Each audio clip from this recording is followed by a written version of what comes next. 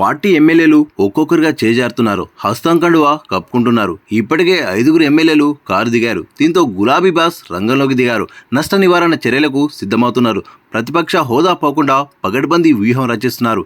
ఎమ్మెల్యేలు, ఎమ్మెల్సీలు, కీలక నేతలతో ఎర్రవెల్లి ఫామ్ హౌస్లో భేటీలు నిర్వహిస్తున్నారు. ఇక గత అసెంబ్లీ ఎన్నికల్లో కారు గుర్తుపై 29 మంది ఎమ్మెల్యేలు గెలుపొందారు. ఇందులో ఇప్పటికే దానం నాగేందర్, కడియం శ్రీహరి, తెల్లం వెంకట్రావు, పోచాన శ్రీనివాసరెడ్డి, సంజయ్ కుమార్ కాంగ్రెస్లో చేరారు. అంతకుముందు బీఆర్ఎస్ ఎమ్మెల్యే లాస్యానందిత మృతితో కంటోన్మెంట్లో నిర్వహించిన ఉప ఎన్నికల్లో కాంగ్రెస్ గెలుపొందింది.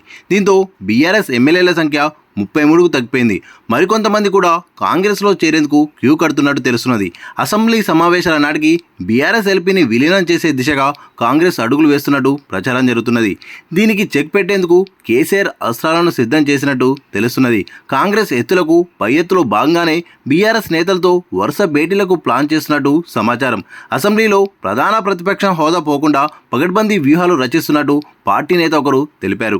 ఎర్రవెల్లి ఫామ్ హౌస్లో ఎమ్మెల్యేలు, ఎమ్మెల్సీలతో ప్రతిరోజు భేటీ అయ్యేందుకు కేసీఆర్ ప్రణాళికలు రూపొందించారు. ఎర్రవెల్లి ఫామ్ హౌస్లో ఎమ్మెల్యేలు, ఎమ్మెల్సీలతో ప్రతిరోజు భేటీ అయ్యేందుకు కేసీఆర్ ప్రణాళికలు రూపొందించారు. ఒక్కొక్కరితో విడిగా మాట్లాడాలని, వారి సమస్యలను తెలుసుకోవాలని భావిస్తున్నారు.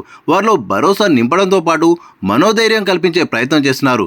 కేంద్ర రాష్ట్ర ప్రభుత్వాలు అవలంబిస్తున్న విధానాలను వివరించి వారిని మానసికంగా సిద్ధం చేయాలని భావిస్తున్నట్టు సమాచారం. ఈ మేరకు ఎర్రవెల్లి ఫామ్ హౌస్లో మంగళవారం నుండి సమావేశాలు స్టార్ట్ చేశారు.